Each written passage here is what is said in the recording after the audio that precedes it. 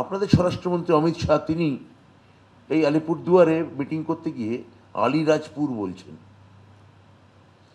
আপনারা এবার এবার এবার এবার এর যোগসূত্রগুলো মেলান।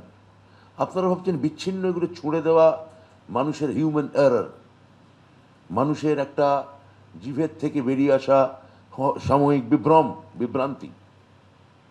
কিন্তু আপনি যখন আপনাদের ওদের আইটির প্রধান যখন বাংলাকে বলেন বাংলাদেশি ভাষা, যখন প্রধানমন্ত্রী বঙ্কিমচন্দ্রকে বলেন বঙ্কিম দা,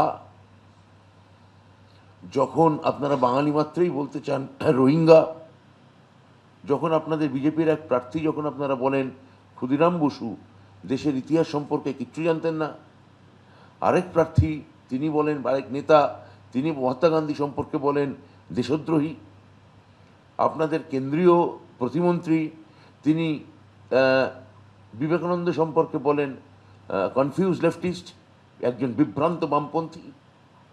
এই পুরো প্যারাডাইমটার সঙ্গে যদি আজকে উত্তর বিহারটা মেলান, তাহলে বুঝবেন যে বাংলার প্রতি শুধু বঞ্চনা নয়, বাঙালির প্রতি শুধু অবজ্ঞা নয়, এক ধরনের ঘৃণাবোধ আপনাদের কীরমভাবে কাজ করছে। এবং বাংলা দখল করার জন্যে আপনারা উত্তরবঙ্গকে আপনি উত্তর বিহার বলে চিহ্নিত করছেন। আপনি ইতিহাস জানেন না, 56 সালে বাংলা বিহার সংযুক্তিকরণের ইতিহাস আপনি জানেন না। গোটা কলকাতা রাস্তায় নেমে এসেছিল, সর্বস্তরে প্রতিবাদ হয়েছিল। আপনি এখন বাংলার সঙ্গে বিহারকে অ্যাড করে যুক্ত করে আপনি ওই 850 ডিলিমিটেশন বিলের মধ্যে এটা ঢুকিয়ে বাংলাকে কাঁচি দিয়ে কাটবেন। আপনি তাহলে সেই রাজনৈতিক দর্জি যে বাংলাকে কেটে কুটে সাফ করে আপনি একটা নতুন কোড বানাতে চাইছেন বা আলখাল্লা বানাতে চাইছেন গেরুয়া রঙের। এই গেরুয়া রঙের আলখাল্লা বাংলাতে আমরা ছোপাতে দেব না।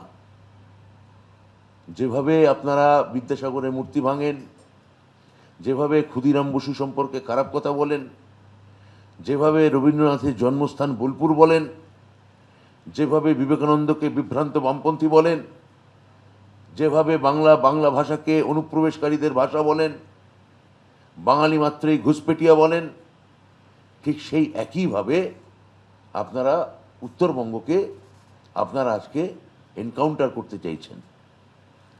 এই মুখ্যমন্ত্রী এই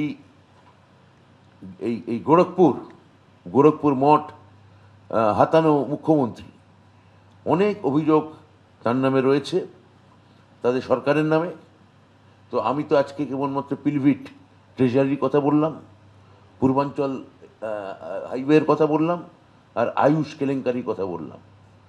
উনি মমতা বন্দ্যোপাধ্যায়কে জ্ঞান না দিয়ে কী করে সরকার চালাতে হবে এখানে এসে এইসব না বলে, আপনার উত্তরপ্রদেশে কতবার আপনি আজান বন্ধ করেছেন, কতবার আপনি সংখ্যালঘুদের উপর টর্চার করেছেন, এই অপ্রাসঙ্গিক এই তথ্যগুলো এখানে না দিয়ে আপনি যেটা করতে চাইছেন, আজকে আপনার মনস্তত্ত্ব, আপনার সাইকোলজি আপনার বক্তৃতার মধ্যে দিয়ে উঠে এসছে।